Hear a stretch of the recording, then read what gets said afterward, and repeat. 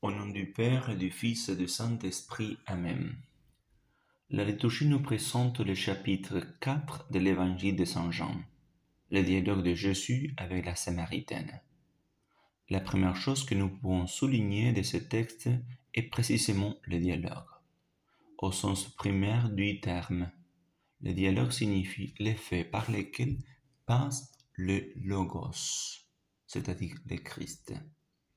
Dans les textes, et non seulement dans ce dialogue, mais dans plusieurs dialogues dans l'évangile de Saint Jean, le Christ présente la doctrine et par les questions des interlocuteurs, dans ce cas la Samaritaine, s'approfondissent et s'expliquent plus profondément les thèmes que le Christ est en train de présenter. Il est important de souligner l'effet du dialogue parce que, comme on dit, s'intéresser, prier, c'est parler avec Dieu. Et le temps de carême est un temps où nous devrions prier davantage. Ce dialogue est un exemple concret de la façon dont nous devrions prier. Ce dialogue commence par la rencontre entre le Christ et la Samaritaine.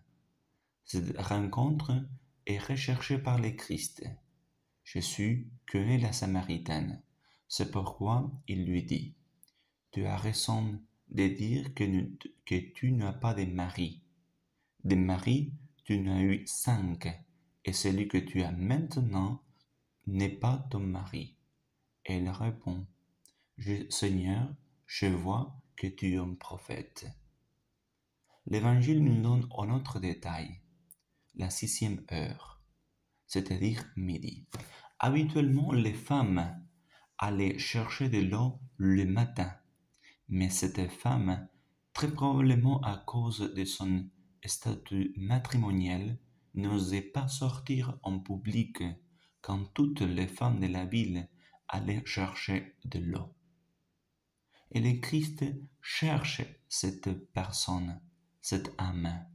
Il va lui-même à sa rencontre, comme le bon pasteur cherche la brebis perdue, le Christ cherche les pécheurs.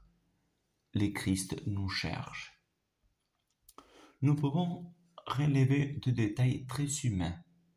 Le Christ est fatigué et le Christ a soif.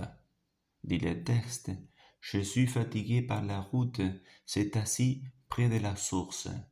Et aussi Jésus dit, donne-moi à boire. Jésus avait soif.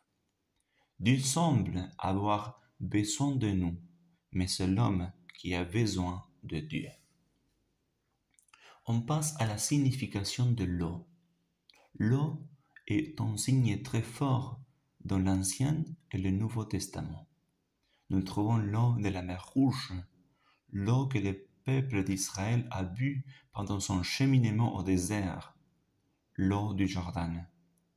Le prophète Isaïe évoque la fécondité de l'eau de la pluie comme la fécondité de la neige et la relation avec la parole de Dieu. Dans le Nouveau Testament, en particulier dans l'Évangile de Saint Jean, nous trouvons l'eau dans le dialogue avec Nicodème, naître de l'eau et de l'esprit, l'eau dans la fête des tentes, et aussi l'eau et du sang du côté du Christ. L'eau est un signe de la grâce de Dieu, de la vie surnaturelle, et cela apparaît dans l'évangile d'aujourd'hui. Jésus dit à la Samaritaine, « Si tu savais les dons de Dieu, et qui est celui qui te dit, donne-moi à boire, c'est toi qui lui aurais demandé, et il t'aurait donné de l'eau vive. » Un autre détail intéressant du texte est que le Christ connaît chacun de nous et nous fait connaître à nous-mêmes. Le Christ nous connaît et nous fait connaître à nous-mêmes et connaît ce que nous cachons à notre prochain et parfois ce que nous nous cachons à nous-mêmes. Jésus lui dit, « Va, appelle ton mari et revienne. » La femme répliqua, « Je n'ai pas de mari. » Jésus reprit, « Tu as raison, Là, tu as dit bien. Jésus connaît nos péchés, nos faiblesses. Un autre détail intéressant est le fait de découvrir le Christ, le royaume de Dieu, nous fait oublier nos soucis quotidiens. La femme, la Samaritaine, a oublié sa cruche. Dit le texte, la femme, laissant la cruche là, revient à la ville. Enfin, la Samaritaine, une fois qui a rencontré le Christ, elle devient elle-même missionnaire et annonce ce qu'elle a vécu. La femme revient à la ville et dit aux gens, « Venez voir un homme qui m'a dit tout ce que j'ai fait. Ne sera-t-il pas le Christ ?» Demandons la grâce de savoir dialoguer avec le Christ, de prier avec le Christ. Le Seigneur, qui connaît nos faiblesses, mais qui en même temps veut guérir nos blessures, veut partager avec nous sa vie surnaturelle, et veut faire de nous ses apôtres. Au nom du Père et du Fils et du Saint-Esprit. Amen.